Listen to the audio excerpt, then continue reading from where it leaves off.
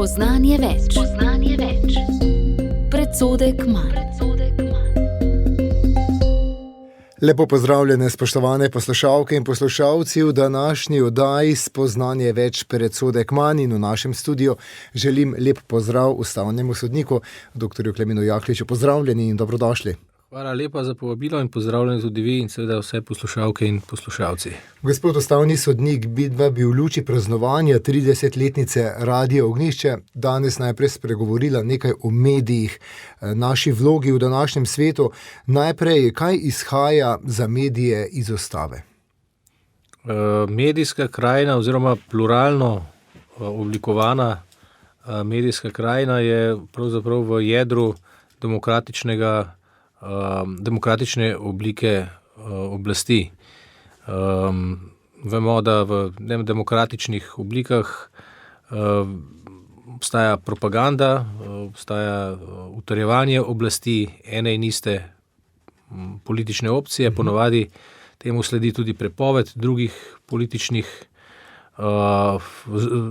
združevanj, to se pravi pravica do združevanja je izničena. Izničeni so drugi mediji, ki bi poročali drugače, kot se zdi tisti oblasti, ki si pač utrjuje svoje mesto in podaljšuje svojo vladavino v nedogled.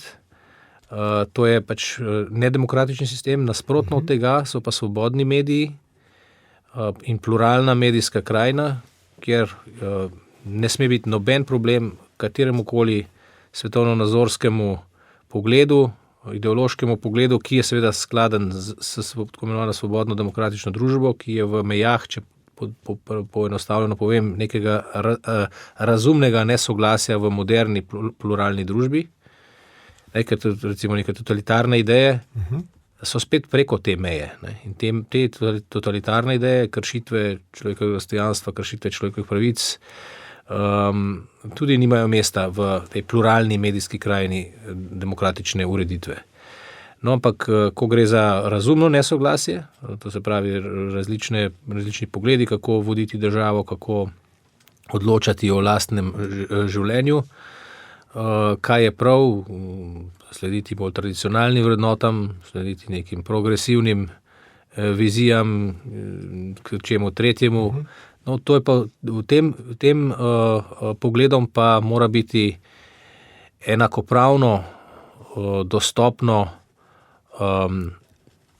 pač izražanje in doseg pravzaprav v pluralni in javni medijski krajini. Javni ni nujno, da je institucija, ki nudi ta doseg javna, lahko je to zagotovljeno tudi tako, da je dovolj zasebnih institucij, medijev, ki so pluralno nekako razporejeni v družbi, tako da ne sme biti nikoli problem neka stališča, ki so razumna, sporočati sodržavljankam, sodržavljanom, ker se na ta način, in tukaj pa vstopi prav tudi konkretna ustava, na ta način se oblikuje politična volja volivk in volivcev. In sicer nemško ustavno sodišče, na primer, iz svoje nemške ustave, demokratične ustave, razlaga, eno od prvih je to storilo, koncept freie politische Willensbildung, se pravi svobodno oblikovanje volilne volje. Na ta način, kot sem opisal, če to velja, da so pač ti megafoni vseh teh različnih vizij približno enako močni, enako dostopni, da ni problem nikoli sporočati tega ali onega stališča sodržavljanom, volivkam, volivcem. To pomeni, da se volja volivk in volivcev oblikuje svobodno in ne od zgoraj navzdol strani oblasti, kot sem prej omenjal v nedemokratičnem sistemu, ampak od spodaj navzgor. To so vse opisi te nemške ustavnosodne judikature, razlage, teorije, ki pa se obenem tudi naslanja na še zgodnejše, manj izdelano, manj podrobno izdelano, ampak še zgodnejšo razlago tega istega jedra demokratičnega sistema, to je pa ameriško vrhovno sodišče tekom stoletij svojega obstoja. Najbolj znan je recimo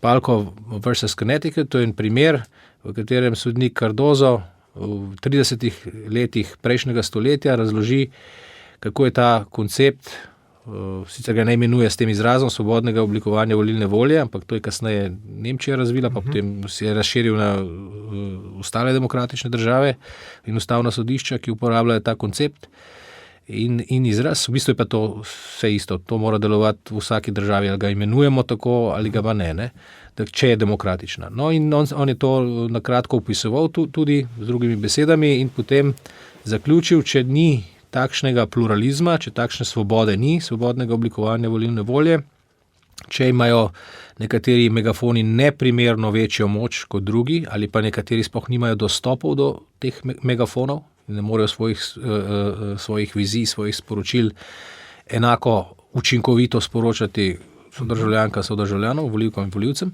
potem prihaja do tako imenovanega popačanja volilne volje. In to ni svobodno oblikovanje volilne volje, ampak je pravzaprav neke vrste manipulacija. Skewing, kot rečejo. Skewing of political will. Se pravi, iznakaženje, popačenje. Ne? In potem, kaj to pomeni, če ta volja ni avtentična, ampak je iznakažena, zmanipulirana, potem tudi rezultat volitev ni pravi. Ne? To je pa ta znan Cardozov zaključek, kjer pripelje pluralizem medijev, pluralizem na področju svobodnega oblikovanja volilne volje, vse do volitev in vse volitve so zaman, pravzaprav pravi, ne? Če niso v takšnem pluralnem okolju. Kajti potem je rezultat volitev napačen in tisti, ki vladajo, so ljudje, ki bi morali dati prostor nekomu drugemu, če bi bilo vse v redu. Ne? Ampak še naprej, da je stvar še hujša, ti ljudje, ki vladajo, sprejemajo zakone, torej postavljajo nove pravice in jih postavljajo po svoji podobi, po podobi svojih vizij. Ta vizija bi bila drugačna, če bi bili na njihovem mestu resnično izvoljeni predstavniki. Tako da se vse pravice podrejo, če ni jedro ustavnega sistema, demokracije, pravilno nastavljeno in če pravilno ne deluje. In to je tisto, kar tukaj so mediji ključni. Bodi si preko javnih medijev, različne države različno to urejajo, zagotavljajo pluralnost, polno pluralnost recimo, ali pa se vsaj trudijo v to smer. Preko korekcije javnih medijev, nekatere izključno preko pluralnosti na področju zasebnih medijev, nekatere pa to kombinirajo. Tako da to je bistvo v jedru ustavnega prava. Ustavno pravo je najprej se ukvarja z demokratično obliko oblasti, šele potem s človekovimi pravicami, kajti to dvoje brez prvega ni niti drugega. Zelo dobro ste začeli razmišljanjem, dr. Klemen Jaklič. 01512 10 00 je telefonska številka, če želite sodelovati v današnji oddaji na Radiu Ognjišče. Z ustavnim sodnikom bova najprej govorila o vlogi medijev v današnjem svetu, nato pa se tudi dotaknila rezultatov volitev v ZDA in vojn po svetu v zadnjem delu oddaje. Ko ste govorili prej o vplivanju na medije ali takšnem in drugačnem, ki smo mu lahko priča v današnjem svetu, se potem človek vpraša, kako pomembna je zdrava medijska krajina v neki družbi na eni strani, na drugi strani pa se zdi, da imamo vedno oblasti, gospodarstvo, ki si nekako želi te medije podrediti na svoj način. Ne? Kako trden mora biti medij, da ne podleže tem pritiskom? Ja, to gospodarstvo tudi, ampak preko gospodarstva pa mislim, da je zadnji še nekdo drug, ki ima še večji interes po podreditvi, to je pa oblast. Ne? Vsakokrat politične sile. Politične sile zelo dobro vedo, da je njihova zmaga na naslednjih volitvah zelo odvisna od tega, kaj se dogaja na medijski sceni, na medijski krajini, kako se poroča. In seveda to je nevarnost demokracije, te oblike vladavine, da se na neki točki neka politična sila pravzaprav do prevelike mere podredi, da povzroči to popačenje, da sama aktivno povzroči popačenje medijske krajine. In takrat je, kot sva ugotavljala, ne, kot sva prej že rekla, gre pravzaprav za manipulacijo volivcev. Ne. In to je v nasprotju z njihovo avtentično pristno voljo. In to vse podre, celoten sistem. Potem gre za demokracijo, ki je na papirju demokracija, ni resnična. Ne. Se pravi, gospodarstvo, seveda kapital, ne, je sredstvo, ampak jaz mislim, da je za tem kapitalom so pa apetiti političnih sil. In seveda to je tisto, kar je potrebno, o čemer je potrebno govoriti, na kar je treba s prstom kazati, če pride do takšnih zlorab. Politika se bo vselej skušala izmikati temu, kazati s prstom na koga drugega, ampak državljanke in državljani ob seveda javnem diskurzu o teh stvareh si pa morajo ustvariti svoje stališče in potem tudi glede na to se odločati, recimo na volitvah, kako ravnati. Tista politika, ki sega po medijih, tista politika si zagotovo v demokratičnem sistemu ne zasluži zaupanja državljanke in državljanov. Ne. Sami pa naj državljanke in državljani ob pomoči javne diskusije o teh zadevah presojajo, kdo je tisti, ki se želi tega vzvoda oblasti poslužiti na neustaven, nekorekten način. Težava je tudi v tem, moram reči, idealno bi bilo, če bi lahko ustavno sodišče, in to je vloga ustavnega sodišča, takšne zlorabe strani politike sankcioniralo. Ne? Da bi tudi samo prispevalo k temu, da do tega takih zlorab strani politike, takih iznakaženj svobodnega oblikovanja volilne volje ne bi prišlo, če bi samo prispevalo tudi k temu, ampak težava je v tem, da je tudi politika tista, ki voli tudi ustavno sodišče. To je prav. Demokracija je tak sistem. Ne morajo biti ustavni sodniki kar oktroirani od nekod drugot. Ne. Morajo imeti to demokratično legitimnost, žal pa je to tudi obenem minus. Ne. Ker če pride do tega, da se v teh stvarih sodi, ne, potem je nevarnost, da tudi ustavni sodniki podobno kot politika niso popolnoma neodvisni pri svojih, ali pa ne morejo biti, ne vem. Ne. To je v teoriji, je to obdelano in to je nevarnost. Ne. To ni kar rešitev, bomo rekli, ustavno sodišče bo odločilo in preprečilo zlorabe. Ni vselej tako. Ne. 01 512 10 00, torej 01 512 10 00 je telefonska številka. Če želite sodelovati v današnji oddaji Spoznanje več, predsodek manj, naš gost je profesor dr. Klemen Jaklič. Danes so, dr. Jaklič, klasične medije zamenjali spletni. Kakšne pasti pa izhajajo iz tega po vaše? Veliko se je govorilo, da nima v primeru Brexita, kako močan je bil zunanji ta spletni vpliv na odločanje volivcev. Ja, torej moderna doba je prinesla marsikatero novost tudi na tem področju in spletni mediji so izjemno potentni, izjemno močni. Novice lahko iz drugega konca sveta pridejo v nekaj sekundah v neko drugo politično okolje, kjer so relevantne, kjer lahko postanejo viralne, kot temu rečemo, ne. Tako da to nekoč ni bilo mogoče in dosežejo neprimerljivo večji krog ljudi, ti mediji, ti spletni mediji, kot pa je bilo to veljalo za klasične medije, časopisi, ne, televizija, radio. Ne. Danes je to globalna stvar, ne, in tudi izjemno potentna. Ne. Nekateri so delali študije o volitvah, recimo ameriških, prej ste jih že omenili, v preteklih ameriških volitvah,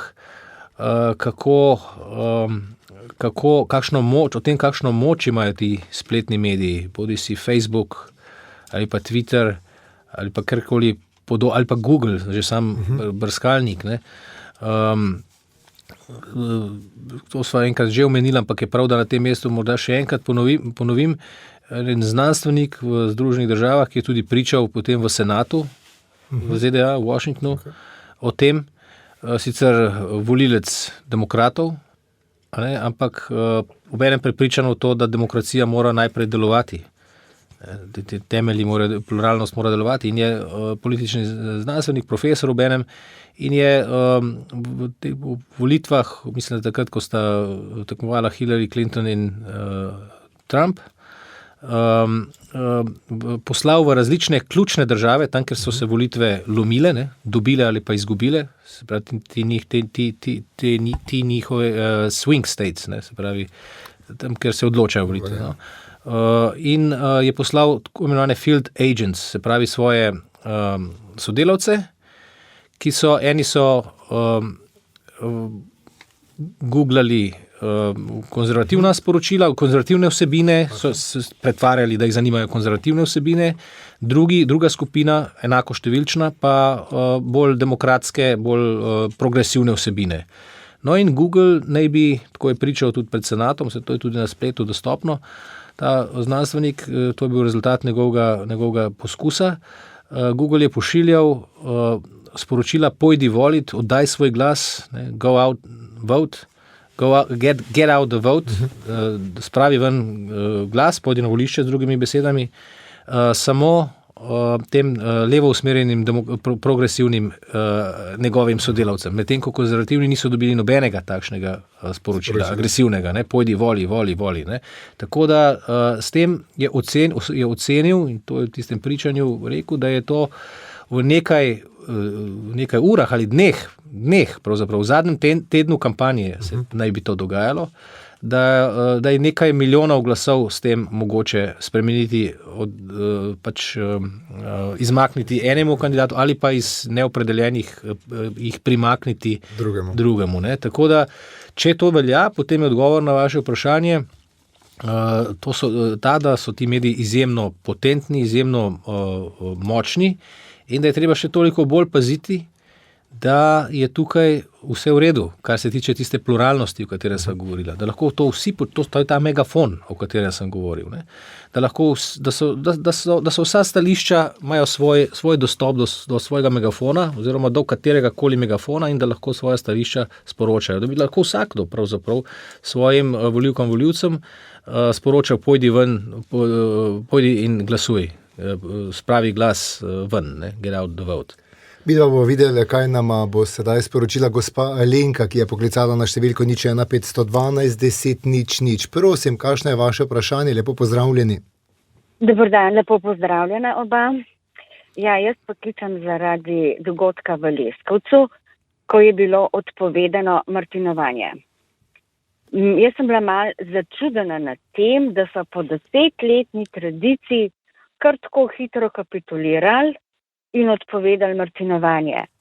Če se toliko časa ena stvar dela in če je to del slovenske zgodovine, tradicije, ne vidim problema, da ne bi to še naprej delali. Se to je vendar v dobro ljudi, da se ohranja tradicije, da so naši narodni običaji prisotni. In se mi ne zdi, da je bilo to prav, kar so naredili in mislim, da bi mogla cerkev kot cerkev, slovenska cerkev, vodstvo, ki je, kako bi rekla, zelo tako mlačno, da bi mogla bolj odločno odreagirati. Kaj mislite vi? Hvala lepa, gospa Alenka, za to vaše razmišljanje. Hvala, ker ste poklicali na številko 01512 10 00. Če želite, to lahko storite tudi vi našemu gostu, zastavite vprašanje. Ja, govorimo tukaj o odpovedi martinovanja v osnovni šoli v Leskovcu, kjer naj bi bil tudi duhovnik prisoten in naj bi blagoslovil mošt, in pa so se nekateri poslanci na to obregnili in na to so tudi dogodek odpovedali. Kako je zatem, dr. Jaklič, ločevanje cerkev, država, tudi konec koncev ločevanje praznikov, konec koncev imamo božične praznike in vemo, da božiča nimamo zgolj zaradi tega, ker je božič, ampak ker ima nek pomen od zadaj, prav tako velikonočni prazniki. Kako je s tem prikrivanjem, ločevanjem? Kaj je potrebno paziti? Ja, spet imamo tukaj več različnih pristopov in v različnih državah imamo različne pristope in tem so tudi že tekom oddaj večkrat spregovorila o tem. Recimo klasičen francoski laicite je zelo strog, ločitev države in cerkve. Si predstavljam, da bi bil to lahko tam problem, ne, v javni šoli. Potem imate pa večji del držav, pa nima tega tako strogo nastavljeno. Tudi ZDA ne, sploh nekatere druge države ne, vemo, da je v Združenem kraljestvu recimo imate državno cerkev, ne. To je še bolj, še bliže oblasti in cerkev kot pri nas, ne. Pa tudi v Grčiji je tako, ne.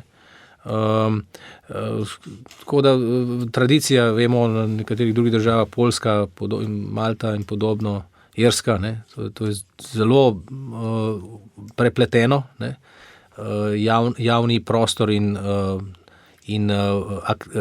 cerkev kot akter v javnem življenju. Tako da to je pa nasprotno tistega laicite, ne, francoskega, ki izhaja pravzaprav že iz francoske revolucije pa tako naprej. Ne. Nekaj zgodovinskega se je tam zgodilo, zato da so pač krenili to bolj radikalno smer. Tako da tu se vselej tepeta ti dve viziji. Ta, ki je nasprotna laicite, pa pravi, to pa tudi recimo iz ameriške judikature poznam, separation of church and state, ne, ločitev države in cerkve ni ločena z zidom. There's no wall of separation, rečejo. Ni zidu ločitve. In to je ravno to. Ne. V Ameriki, vemo, so imeli pri teh primerov še, kjer je tudi v začetku šolskega leta prayer, ne, se pravi molitev, pride duhovnik in tako naprej. Tako da imajo tudi duhovnika na univerzah, tudi pri nas je bil na Harvardu, ne. Tako da na Oxfordu pa sploh, ne, ker sem rekel, da so še toliko bolj spojeni, ne, tam v Angliji tradicionalno cerkev in država. Nekateri od koledžev so pravzaprav v lasti različnih redov, Blackfriars recimo, enega od znanih oxfordskih koledžev. Tako da vidika te vizije, ne, je pa pač taka odločitev, spet tak dogodek v drugi luči. Ne. Tako da mislim, da je prav, da je gospa odlično, ne, da je gospa izrazila svoje stališče. To je ravno to, o čemer sva pri prejšnjih vprašanjih govorila. Ne. Tako da imamo različno paleto, to so ta stališča, ki smo jih pa slišali od nekaterih drugih medijev, so pa nasprotna in to je tisto, kar si želimo, pluralnost v medijski krajini. Zelo dobro ste odgovorili in nekako glede tudi medlosti. Tukaj pa lahko mogoče gospo Alenko napotimo na vrh slovenske cerkve, mogoče s kakšnim pismom, pa ne zgolj njo ali pa kdorkoli drug, da je pripravljen kaj spisati, se kdaj oglasiti. Zdi se mi, da smo dosti krat ali pa veliko krat ne znamo stopiti v prvo vrsto ali povedati svojega stališča, svojega mnenja. Zdi pa se mi, da prav, da povemo ali kritiko, včasih pa tudi hvalo. Lep pozdrav, sedaj želimo gospe Tilki v Logatec. Lepo pozdravljeni. Jaz pa imam vprašanje, kako gleda gospod Jaklič na dogodke na okrožnem sodišču in sicer sodnikom Zvezdanom Radonjićem. Namreč jaz sem bila pri njemu kar parkrat sodnik porotnik in to je zelo pošten sodnik. In je zelo boleče, kar se zdaj z njim dogaja. Mislim, da je to sploh možno. Pol pa imam še eno vprašanje. Sodniki porotniki. Dokler je bil gospod Baraga predsednik okrožnega sodišča, je bilo vse v redu. Ko je prišel pa novi, višje sodišče je obrazložilo na takrat, ko so nas povabili in so se predstavljali, da bomo dobili plačano in prevoz in sejnino in od tega pod tem predsednikom ni bilo nič in ko se upreš in jim napišeš, da to ne more biti in da zahtevaš stroške, ti vzamejo mandat. Sem toliko. Hvala. Dobro, hvala lepa za ti dve vprašanji, razmišljanje. Sam zadev ne poznam. Doktor Jaklič, mora biti vam kaj več znanega od obeh zadev?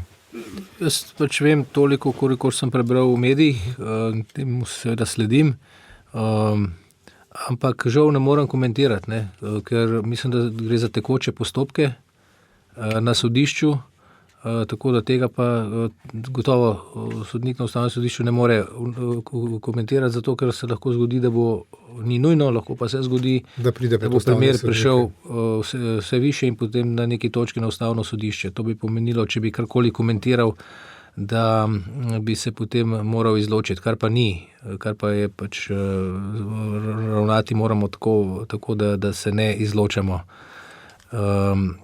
Tako da tega žal ne morem komentirati. Ta drugi del pa tudi ne poznam, me veseli, da je gospa delila svojo izkušnjo z nami, ne, tako da to mi je tudi zanimivo. Prvič slišim, kako se pač to tam dogaja, naj bi dogajalo.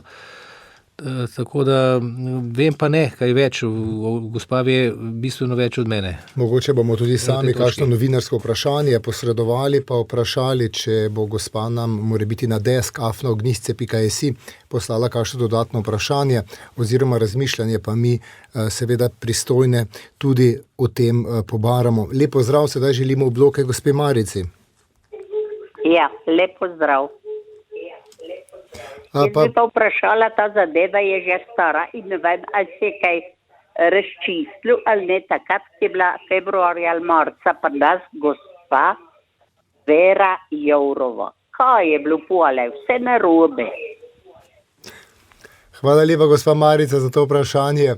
Na to odgovor vam prav tako mislim, da ne moremo odgovoriti, ker še vedno čakamo na nekatere odgovore, tudi novinarji in tudi mislim, da evropski poslanec gospod Milan Zver odgovorov vseh še ni prejel.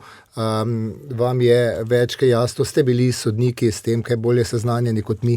Ne, nismo bili nič bolj seznanjeni, saj jaz ne, morda kdo drugi bolj, tega ne vem. Ampak tudi enako se pridružujem, ne, jaz spremljam to le po medijih, tu in tam, ko zasledim, tako da mislim, da če se ne motim, je to zdaj na eni od sodnih inštanc tam na ravni Evropskega sodišča. Spremljali bomo zadevo, lepo zdrav, sedaj telefoni kar zvonijo, dr. Jaklič, še 2 telefona bova sprejela, potem ima še nekaj drugih vprašanj. Lepo zdrav najprej na Kras, gospodu Mateju. Pozdravljeni, se slišimo, ali gospod Stane, ker potem bi morali biti še kakšno besedo rekla o lažnih novicah in potem greva naprej. Lep pozdrav, gospod Matej. Lep pozdrav, dober večer želim. Dober večer, živijo. Bi imel eno vprašanje za gospoda Jakliča. Prosim. Imam takšno malo provokativno vprašanje, mislite, da bo prišel čas, da bo v prihodnosti zamenjal sodnike ta umetna inteligenca. Da bo prišel do časa, da bo v bistvu recimo računalnik, kakorkoli ga že imenujemo, odločil, kaj je belo in kaj je črno. Ne? Zdaj, ko imam takšen časih občutek, da pač sodniki odločajo, je malo sivo, je pač kakorkoli si želijo. Oziroma bom vprašal drugače, je to ena prihodnost tudi v tem času? Ja. Super, hvala lepa za zelo dobro vprašanje, gospod Matej, in mislim, da je zelo na mestu, dr. Jaklič. Je na mestu, ker se stvari tukaj že dogajajo. Ne. Da bi prav zamenjali v tej fazi, mislim, da še ne, pa ne vem, če bo kdaj prišlo do tega, to tudi mislim, da ne, ampak je pa umetna inteligenca že del pomoči sodnikom. Ne. Torej, ti pravniški portali, ne, USINFO, pa TaxFinLex in tako naprej, že razvijajo in so že razvili do določene mere, do precej dobre mere, umetno inteligenco, kjer lahko vprašate neko vprašanje, napišete in vam potem naniza te odgovore, pa kakšne primere in tako naprej, tako da to je lahko precej v pomoč. Seveda pa moraš paziti, da te ne zavede, ne? Ker največ, kar je, ti lahko ponudi neko grobo sliko stanje doktrine, kako je v tem primeru, kako je v onem primeru in tako naprej, kakšna je zakonodaja glede tega vprašanja, ki ga sprašuješ, ampak potem pa je potrebno presoditi, ali v tem konkretnem primeru, ki je nekoliko drugačen kot vsi primeri do sedaj, ne, In to so zanimivi primeri. Nezanimivi primeri so taki, ki so isti kot prej, ne? Ampak tudi to moraš presoditi, ali je primer isti kot prej. Ne? In tukaj pa mislim, da še nekoliko šepa, ne? Umetna inteligenca, ker je vedno nekaj novega pri odločitvah. Novega, nekaj, česar umetna inteligenca še ni spravila v svoj program. Ne? Tako da gre za živo materijo in zato je verjetno, po moje oceni, bo bolj koristna umetna inteligenca v smislu pomoči, tako da sodniku ni treba vsega držati v glavi, celotne doktrine, ne? Ampak si lahko pomaga z računalnikom in si osveži spomin, ali pa računalnik je še boljši, pravzaprav glede spomina kot sodnik. Ne? Tako da sodnik ve, s čim ima opravka, kakšno je, ne vem, state of the art, oziroma kakšno je področje, kakšno je veljavno ureditev, ampak potem pa ravno pri ustavnem sodišču, ne? Presojanje, ali je ta ureditev še v redu v takšnem primeru, ali pa v nekem drugačnem primeru, ki se je prvič na novo pojavil, ne? To pa je potem že breaking the ice, kot pravijo, ne? Se pravi, na novo lomiš led. Ne? In se sprašuješ, kako bi bilo prav, če bi bilo tako odločeno, kako bi bilo prav za prihodne, če bi bilo drugače odločeno. Za prihodnost pa ne vem, če umetna inteligenca že zna napovedati. Ne? To je neka taka analogija. Če bi znala umetna inteligenca tudi prihodnost 100% napovedati, potem mislim, da bi lahko zamenjala sodnike. Ne, če pa kaj je dobro, kaj ni dobro. Ne. Mislim, da še nismo. No. Upam, da ne bomo tako daleč. Staj zaenkrat, če ne, lepo zdrav, sedaj želimo gospodu Stanetu. Ja, lepo pozdravljeni, dober večer. Gospod Janez Janša mora plačati visoko denarno kazen v primeru sproducirane afere Patria.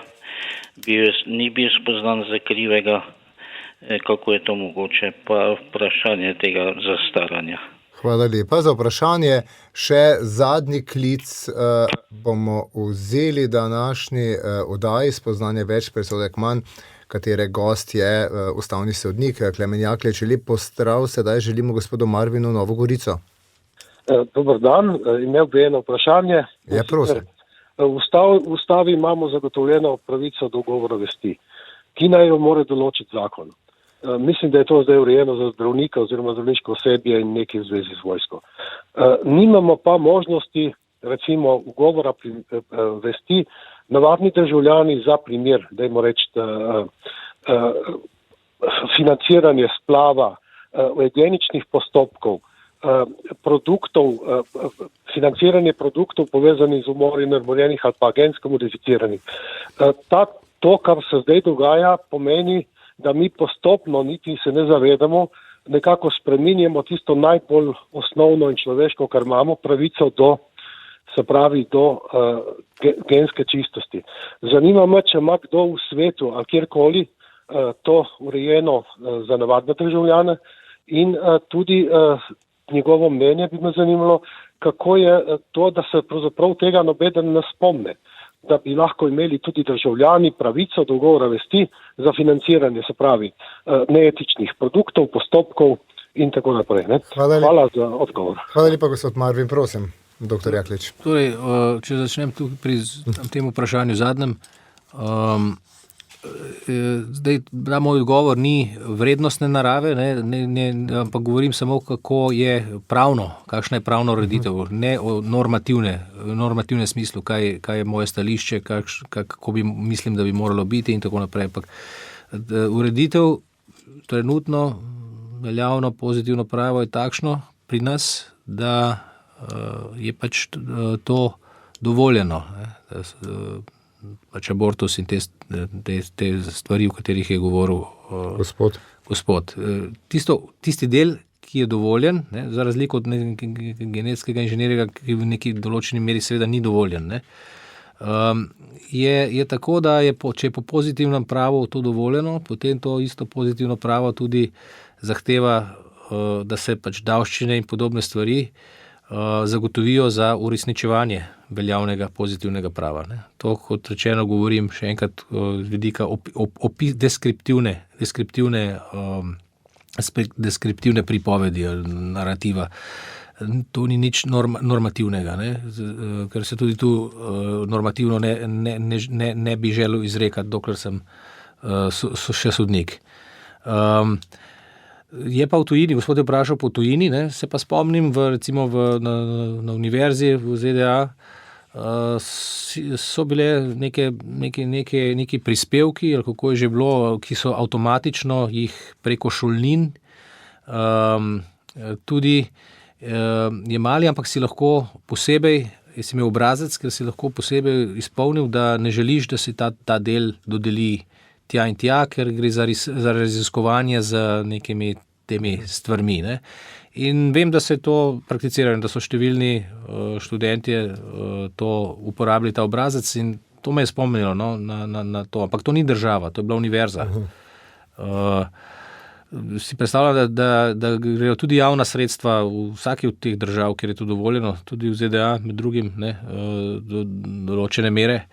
Zdaj manj, kot je bilo prej, ne, prej je bila to ustavna pravica, zdaj od nekaj let nazaj ni več ustavna pravica, je to stvar zakonodajalca posamezne zvezne države, ampak tam, kjer to je uzakonjeno v pozitivno pravo, gotovo gredo tudi javna sredstva, to se pravi sredstva iz davščin v ta namen, ne. Zdaj, gospod sprašuje po uporu, pravici zoper takšne subsidies, se pravi neke donacije, neko financiranje, ne. To je zanimivo vprašanje, moram reči, zanimivo vprašanje, na katerega nimam odgovora, da bi lahko bili izvzeti, ne. Torej, kot rečeno, opisna situacija je taka, da pravo razume, da potem ne bi bilo učinkovito.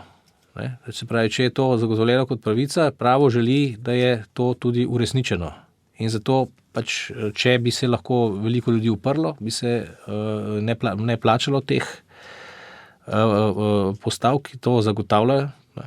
To pozitivno pravno pravico, potem bi bila to črka na papirju. Ne? In zdaj pa že prehajamo na normativno vprašanje, na katerega ne bom odgovoril, ne? Ampak dilema je, ali je to realen strah, ne? Ali ni realen strah. To se pravi, ali bi kljub temu, da bi nekateri imeli pravico do ugovora vesti, še zmeraj takšno pravo bilo lahko učinkovito. Ne? In lahko da je odgovor na to pozitiven, ne? In v tem primeru bi bilo prav odločiti, da imajo takšni, kot je bil danes naj poslušalec, pravico do svobode ugovora, ne, do svobode vesti. Če pa recimo bi to v celoti izničilo delovanje zakona, potem bi pa recimo nekdo rekel, ni možno tega zagotavljati na tem področju. Ne. Zdaj, sami si lahko, vsak si lahko sam odgovori na to vprašanje, ne. Jaz se ne bi opredeljeval na tej točki, ko sem še sodnik za kakšno leto in pol.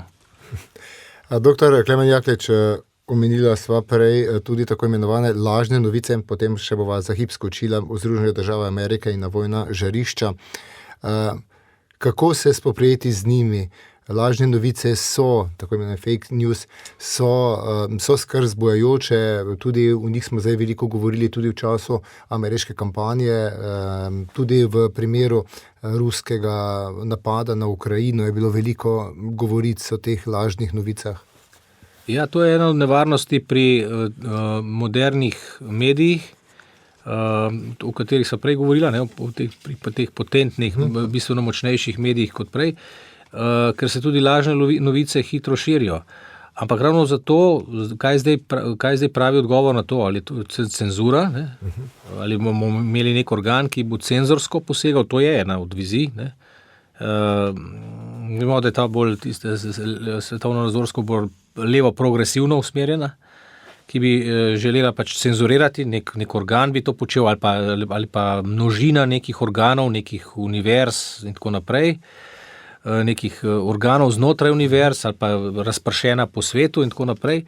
se pravi cenzura. Ne. Drugi odgovor je pa ne več svobode izražanja, več razpihovanja lažnih novic z nasprotnimi novicami, več dokazovanj, zakaj gre za lažno novico. Se pravi, več ne cenzurirati, ukiniti takšno ali pa ne dovoliti objavo tega, ampak razpihati preko drugega megafona. Zato je tako pomembno tisto, kar smo v začetku govorila, enak dostop do megafonov, enaka moč teh megafonov, ne bi smel biti problem nobenemu stališču, ki v tem primeru, vašega konkretnega vprašanja, zanika neko lažno novico in jo učinkovito zatre, da pride v eter, kot temu rečemo. In če ste sledili zdaj finišu kampanje, volilne kampanje v ZDA in potem rezultatu in napovedim sprememb, Elon Musk govori na primer o tej drugi viziji. Tem, kako ravno preko Twitterja in podobnih mehanizmov lahko ljudje sami, do sedaj je bilo to delo novinarjev, kjer je težava tudi, pa tudi ni, odvisno kako se pač novinarji držite, ampak tam je pa, on poudarja pa to, da je to zdaj boj zoper lažne novice mogoč preko ljudi samih, preko naslovnikov samih, preko svobodnega Twitterja recimo, Facebooka in tako naprej, če je to res svobodno. Tako da to je nasprotna vizija cenzorski viziji. Seveda, če bi prišlo do situacije, kjer bi zgolj imeli en močan megafon, ki pač propagira zgolj eno od vizij, pa bi bilo lastništvo tega monopola ali pa kontrola tega monopola v rokah ene od ideoloških, bi bilo to problem. Če pa je to razpršeno, je pa to drugače. In tukaj smo imeli eno zelo konkretno, to ni samo teorija, zelo konkretno akcijo. V tekom kampanje ZDA se je celo vmešala Evropska komisija, oziroma eden od evropski komisar in je pisal Elonu Musku, da bo pač Twitter deležen cenzure, če bo objavljal intervju zgolj s predsedniškim kandidatom Trumpom, ne pa tudi s kom drugim, recimo s kandidatko Harrisovo. Tako da to je bil poskus uravnoteženja znotraj enega od zasebnih medijev Twitterja, pri čemer se je to zgodilo prvič. To je zelo zanimivo. Na moje pojme bolj levo usmerjen, pa ne samo za moje pojme, znano bolj levo usmerjen komisar, poskus vplivanja na zasebni medij, pri čemer je bilo ponavadi ravno obratno. Zasebni mediji so bili večinoma naklonjeni levi svetovnonazorskim silnicam, pa se ni nihče v tem času, v teh desetletjih, nikoli na tak način vtaknil to, ampak je bilo vedno veljala svoboda medijev. Zdaj, takšna akcija je smiselna, je razumna, če bi nekdo hkrati dokazal, da je megafon zgolj v rokah ene strani. Ne pa, recimo, bi moral dokazati, da Facebook je pa, ravno tako en del tega istega ideološkega, in da je pravzaprav vse zaprto drugim stališčem, kar pa ne drži, kar pa trenutno ne drži. Trenutno je pravzaprav z lastništvom Twitterja situacija postala bistveno bolj pluralna, kot pa je bila prej. Dr. Klemen Jaklič, midva bova sedaj stva že nekako bila čez lužo, še maličko tam tudi ostala. ZDA imajo novega starega predsednika Donalda Trumpa. Kako se spremljali volitve? Dejstvo je, da ste živeli gor, kar nekaj let predavali na Harvardu. Kako je bilo vse skupaj sedaj spremljati od doma? Kaj bi izpostavili kot posebnost teh volitev? Ja, jaz ravno spremljam vrstne volitve iz vidika teh ustavno-pravnih tem, ki smo jih danes razdirala. Ravno to je meni najbolj interesantno in zanimivo. Jaz sem prej vselej opazoval, da je medijska krajina tudi v ZDA precej nagnjena in to radikalno nagnjena. Omenjal sem prej tisti poizkus, empirični poizkus tistega znanstvenika, ki je bil pravzaprav priznal, da je volilec Clintonove, pa je pravzaprav zaznal nedemokratičnost sistema v škodo proti kandidatu Trumpu takrat, na eni od prejšnjih volitev. Tako da to so ljudje, ki v resnici verjamejo v demokracijo, v demokratični ustroj in pri meni je podobno. Mene je ves čas smotilo to, da mediji celo v ZDA, ne, kjer se trkajo po prsih, kakšna demokracija so, ne, da je to prva demokracija in edina v resnici delujoča, ne, do te mere, kot pač sami so nekoliko mogoče preveč ponosni na njo, ne, ampak za takšno državo bi se spodobilo, da ima urejeno medijsko krajino, pluralno, ne, ampak tega nisem videl. Ne.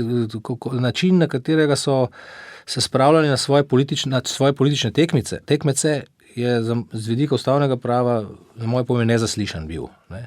Ja, z vsem mogočimi lažnimi novicami, polresnicami, torpediranjem s tisto Russian hoax, ne, tiste in podobne stvari. Ne. Mislim, da ni bilo medijske neke neutralnosti, neke pluralnosti, neke pristnosti tam. Ne. Zato sem vedno z zanimanjem opazoval, kako se politične silnice borijo proti temu, ker se je težko proti temu boriti. Ampak vendarle vidimo zdaj te volitve, prinašajo neke spremembe, prej sem omenil, neka zavezništva, ki prinašajo v medijsko krajino bistveno večjo odprtost, bistveno večjo svobodo, po mojem mnenju. In tudi mediji, tisti, ki so bili prej bolj monolitni, so zdaj do neke mere poraženi v tej svoji monolitnosti. Kar ni nič narobe. Ne? Zdaj, če je to nekoliko bolj uravnoteženo, kot je bilo prej, zaradi pač, recimo Twitterja, ne? Pa imate na drugi strani še vedno veliko progresivnih megafonov, kar je pravilno in prav tudi, ne? Potem je to zdaj bolj normalno, kot je bilo prej. In poglejte zdaj rezultate volitev. Nihče jih zares ne usporava. Niti demokratska stranka, ki je v teh volitvah izgubila. Kaj smo videli? Videli smo to, da so stopili 2 koraka nazaj in da so spoštovali, priznali rezultat volitev in spoštovali svoje pač večstoletno načelo mirnega prenosa oblasti. Tisti sestanek med Trumpom in Bidenom, ne, je bil v bistvu na nek način prijateljski, v smislu, da oba verjameta v demokratični proces, kar je bilo iz vidika ustavnega prava lepo in pravilno videti. To se pravi, nihče ni rekel, ja, zdaj pa to nelegitimne volitve so to, ker je pač Elon Musk delal intervjuje kot lastnik zasebnega medija delal intervjuje z Trumpom, ker je na drugi strani imate pa druge medije, ki so ves čas, ne, se to je tisto, kar sem pa prej govoril, forsirali, če tako rečem, nekoliko bolj, ne, kandidate z leve strani. Tako da je zdaj to nekako bolj uravnoteženo, kot je bilo prej in tudi pomiritev je po mojem mnenju večja, kot je bila pri rezultatih recimo prejšnjih volitev. Saj vemo, kaj smo imeli, kakšen je bil rezultat. Ne? So bile pač neke tudi tiste zadeve, ki so se dogajale po volitvah na kongresu in tako naprej. Ne? Bilo precej burno. Doktor Klemen Jaklič, zadnje vprašanje, še časa nama počasi izteka. Medtem pa se vojna v Ukrajini nadaljuje, tudi o tem bo imel novi predsednik ZDA veliko za govoriti takoj po prevzemu oblasti prihodnji mesec oziroma januarja. 1000 dni že traja vojna v Ukrajini, tudi na Bližnjem vzhodu, pomiritve pa ni na vidiku. Morebiti s kolegi iz drugih držav govorite o teh perečih zadevah? Govorimo ja, ampak ni mogoče nič storiti, to je ta problem. Ne. Pred kratkim sem se srečal tudi s kolegi iz Evropskega sodišča za človekove pravice, med katerimi je bil tudi ukrajinski član, ampak pač kar lahko naredimo, samo poslušamo zgodbe o tem, kaj se dogaja tam in kaj dosti ne moreš storiti. Ne. Mislim, nekaj primerov je vendarle na Evropskem sodišču in tako naprej, pa tudi v Haškem sodišču, ampak jaz nisem na teh 2 sodiščih, to je Slovensko ustavno sodišče ali pa nek sodnik iz slovenskega okolja ne more kaj dosti prispevati. Je pa žalostno poslušati te zgodbe. Ja. To sem imel pa že večkrat priložnost. Tako strani ukrajinskih ustavnih sodnikov, kot tega sodnika na Evropskem sodišču za človekove pravice, ki je Ukrajinec. Gotovo bo to ena od tem, ki bo še naprej pereča, ki jo bo potrebno spremljati, predvsem pa takrat, ko bodo prišli te zadeve tudi pred sodišča, kot je Haško sodišče in podobno. Ne? Jaz mislim, da ja, da tisti, ki prisegajo na mednarodno pravo in večina pravnikov nas prisega na to, naše stališče ne more biti drugačno kot to, da pri takšnih ključnih trenutkih, ko se odloča o tem, ali mednarodno pravo kaj šteje, kaj velja ali ne velja. Ne. In če kaj velja, potem bo moralo iti svojo pot. Ne glede na to, koliko let bo preteklo, ampak tu je tudi test za mednarodno pravo. Ali je to v resnici pravo, ki deluje, učinkuje, ali je pa to samo neka zgodbica, ki nima nobenih zob. Dr. Klemen Jaklič, ustavni sodnik, iskrena hvala za obisk v našem studiu, za klepet v živo, tudi z našimi poslušalkami in poslušalci. Vse dobro želim. Hvala lepa, mi je bilo veselje in tudi vam vse dobro. To je bila današnja oddaja Spoznanje več, predsodek manj, ki sem jo pripravil Alen Salihovič, tehnična izvedba Matej Kržišnik. Želim vse dobro. Spoznanje več. Predsodek manj.